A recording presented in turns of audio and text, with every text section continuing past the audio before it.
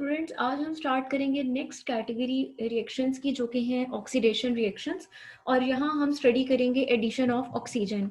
इसमें आपके पास addition of oxygen से क्या मुराद है कि इन रिएक्शंस में हमारे पास ऑक्सीजन का एटम एल्कीन्स के मॉलिक्यूल्स में ऐड होता है और यहाँ पर जो हमारे पास प्रोडक्ट बनती है वो एपॉक्साइड्स होते हैं।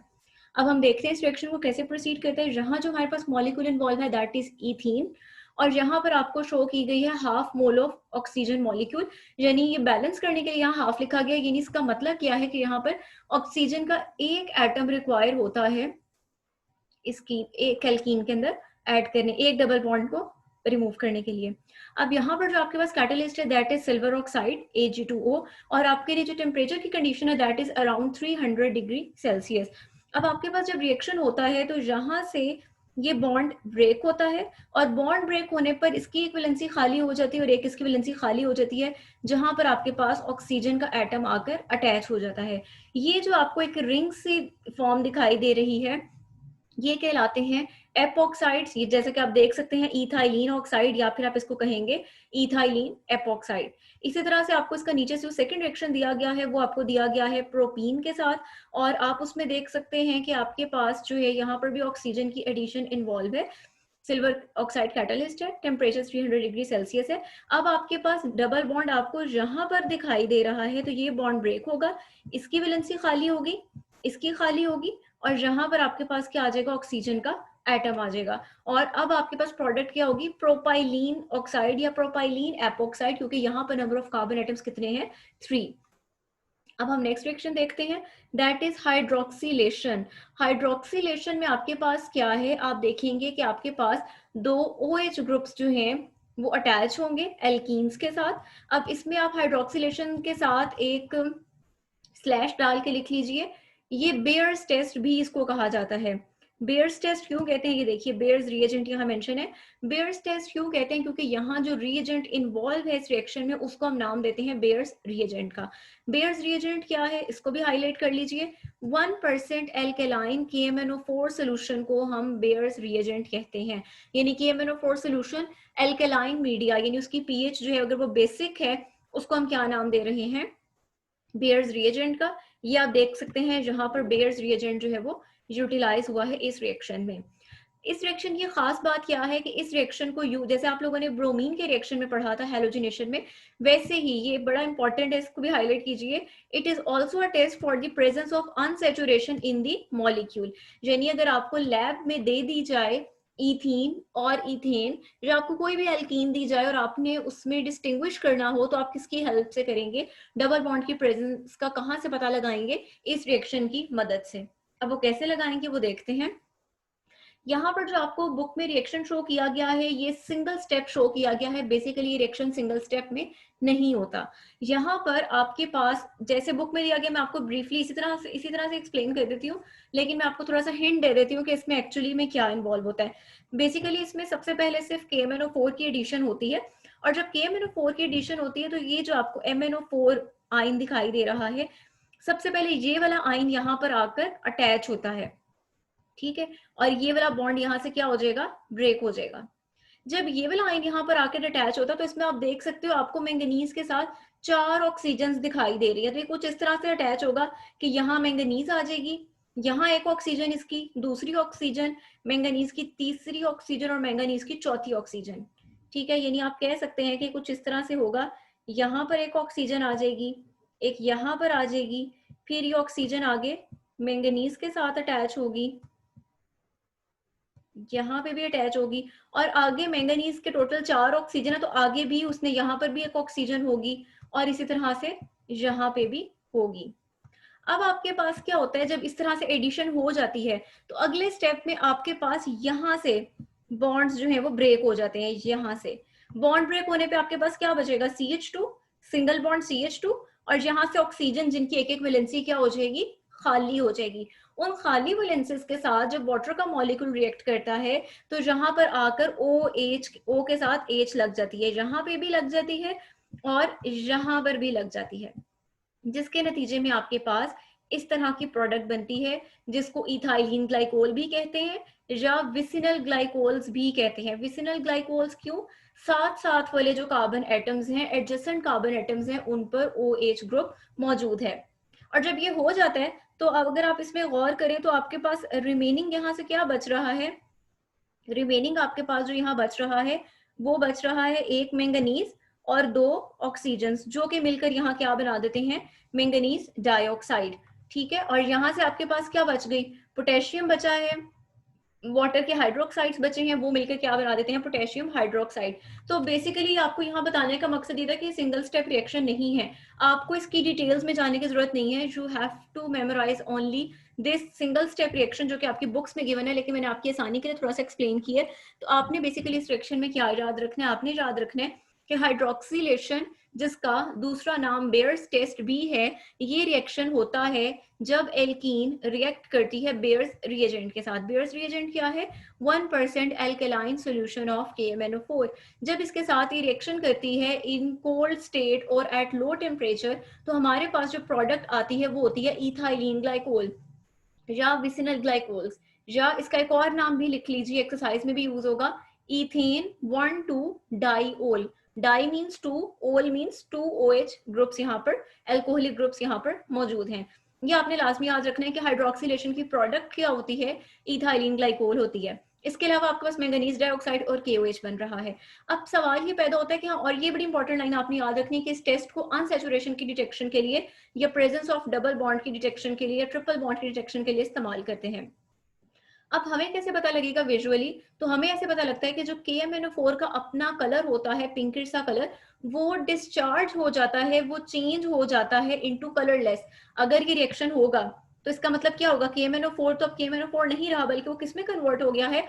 मैंगनीज डाइऑक्साइड में कन्वर्ट हो गया है, जिसकी वजह से ये पिंक कलर में होता है और ये आपके पास किस में होता है? कलरलेस होता है। तो आपके पास क्या होगा कि जैसे ही ये रिएक्शन प्रोसीड होगा तो KMnO4 डिस्चार्ज हो जाएगा, उसका जो अपना कलर है वो क्या हो जाएगा? वहां से रिमूव हो जाएगा। अगर दी गई चीज में डबल बॉन्ड मौजूद ना होता तो फिर उसने कभी भी रिएक्शन नहीं करना था और KMnO4 का अपना पिंक कलर क्या होना था?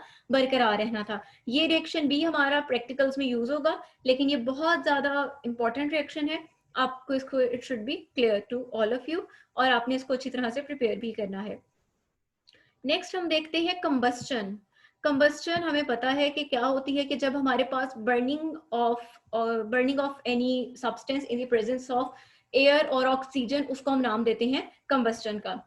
एल्कीन्स की जो कंबस्चन की जाती है तो ये बर्न करती हैं ब्राइट फ्लेम के साथ, और प्रोडक्ट्स में हमारे पास कार्बन डाइऑक्साइड और वाटर आती है। इसके अलावा हमारे पास जो होती है यहाँ पर जो इसका एयर के साथ या ऑक्सीजन से जब रिएक्शन होता है तो ये बहुत ज्यादा एक्सप्लोसिव, धमाकेदार सा कह लीजिए रिएक्शन होता है, मिक्सचर बनता है।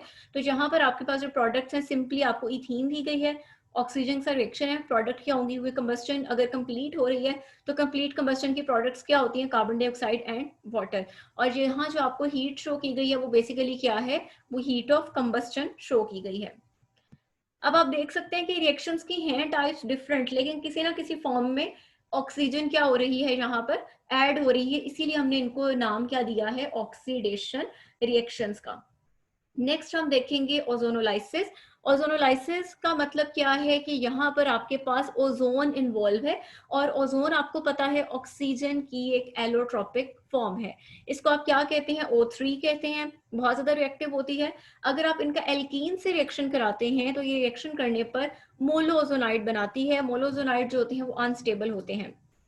अनस्टेबल है, इसका मतलब है वो अपने स्ट्रक्चर को बरकरार नहीं रखेंगे, उनकी रीअरेंजमेंट होती है, फौरी तौर पर वो ओजोनाइड्स बनाते हैं। अब हम इसका रिएक्शन देखते हैं।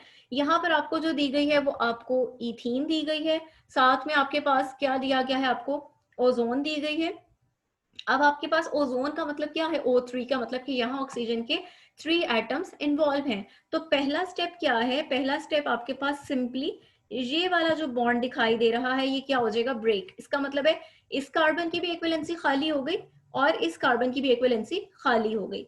इसके साथ आकर अटैच हो जाएगा ओजोन का मॉलिक्यूल, जिसमें एक एटम, दूसरा एटम, और ये आ गया इसका तीसरा एटम आ गया। अब आपके पास ये जो प्रोडक्ट बनी है, इसी को देखिए उन्होंने ओपन करके लिखा है this is molozonide which is unstable. Instability की वजह से ये स्ट्रक्चर इसी तरह से मेंटेन नहीं रहता, बल्कि इसकी क्या होती है, रीअरेंजमेंट होती है। हर चीज स्टेबिलिटी की तरफ जाना चाहती है, ये अपने आप को इस तरह से अरेंज करेगा स्ट्रक्चर को ताकि किसी हद तक स्टेबल हो सके। स्टेबल होने के लिए क्या करेगा, स्टेबल होने के लिए आपके पास ये जो ऑक्सीजन दिखाई दे रही है, यहाँ से बॉन्ड ब्रेक होंगे, बॉन्ड ब्रेक होगा, और एक आपको जो ये बॉन्ड दिखाई दे रहा है ये ब्रेक होगा।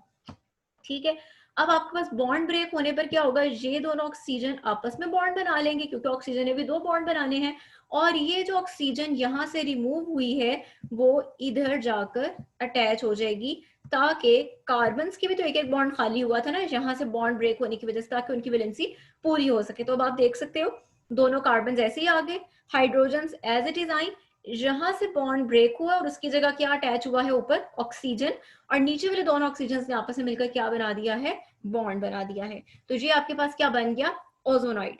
अब ये जो ओजोनॉइड बना है ये भी कोई बहुत ज्यादा स्टेबल स्पीशी नहीं है। अगर आप इसका फर्दर रिएक्शन कराएं ओजोनॉइड का, तो ये आपके पास क्या करते हैं, अगर आप इनका रिएक्शन कराते हैं वाटर के साथ, तो ये ओजोनॉइड फर्दर ब्रेक डाउन होती है इनकी। अब वो ब्रेकडाउन किस तरह से होती है वो देखते हैं। आपके पास ये ब्रेकडाउन इस तरह से होगी, आपके पास एक तो यहाँ से बॉन्ड ब्रेकेज हो जाएगी, ये वाला बॉन्ड टूट जाएगा, और यहाँ से ये वाला बॉन्ड जो है वो टूट जाएगा। अब इसका मतलब क्या है, ये बॉन्ड ब्रेक होने का मतलब है कि आपके पास जो यहाँ से वैलेंसेस खाली हुई हैं कार्बन की, अगर आप देखो तो इसका मतलब है कि कार्बन, अच्छा इसको भी मैं अलग से कलर से कर देती हूँ, ये आपके पास इतना पार्ट यहाँ से अलग हो जाएगा, और यहाँ से इतना पार्ट क्या हो जाएगा, अलग हो जाएगा। अब आप देखो इतने पार्ट को अगर आप देखो तो कार्बन ने 3 बॉन्ड्स बनाए हुए हैं, ऊपर वाला बॉन्ड तो टूट गया। अब इसकी डेफिशिएंसी कैसे पूरी होगी, ऑक्सीजन और कार्बन आपस में मिलकर क्या बना लेंगे, एक यहाँ पर डबल बॉन्ड बना लेंगे, ये डबल बॉन्ड बन जाएगा। इसी तरह इसमें भी आप देखो तो इनकी डेफिशिएंसी कैसे पूरी होगी, यहाँ से इसका भी बॉन्ड टूट चुका है, ऑक्सीजन का भी टूट चुका है, यानी दोनों को एक एक बॉन्ड बनाने की जरूरत है, तो ये आपस में क्या बना लेंगे, डबल बॉन्ड बना लेंगे। अब अगर आप इस स्ट्रक्चर पे गौर करो तो ये क्या है, सी डबल बॉन्ड ओ, और सी के दोनों तरफ हाइड्रोजन। ये स्ट्रक्चर किसका होता है, एल्डिहाइड का। कौन सी एल्डिहाइड है, इसमें नंबर ऑफ कार्बन एटम एक है, इसलिए किसका स्ट्रक्चर है, फॉर्मेल्डिहाइड का।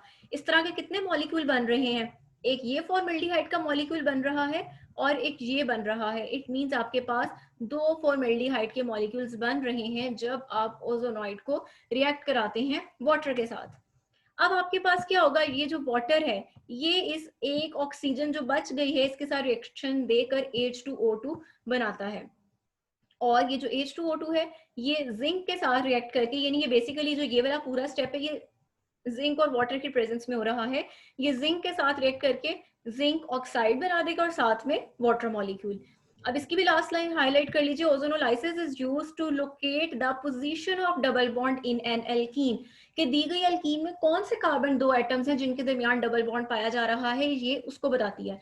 अब आपने याद रखना है अनसेचुरेशन की डिटेक्शन के लिए आप क्या यूज कर रहे थे, KMnO4 टेस्ट यूज कर रहे थे, वो सिर्फ आपको ये बता रहा था कि यहाँ पर डबल या ट्रिपल बॉन्ड मौजूद है, जबकि ओजोनोलाइसिस को आप किस लिए यूज कर रहे हैं कि ये आपको पोजीशन बताती है कि डबल बॉन्ड कौन से पॉइंट पे किन 2 कार्बन एटम्स के दरमियान मौजूद है। तो ये थे आज हमारे ऑक्सीडेशन रिएक्शंस। कल हम पॉलीमराइजेशन और इसके यूजेस पढ़ेंगे, जिसके बाद हमारी इथीन का टॉपिक जो है, एल्कीन्स का टॉपिक जो है वो कवर अप हो जाएगा। Hope so it is clear to all of you. इसमें कुछ कंफ्यूजन है तो आप पूछ सकते हैं। Thank you.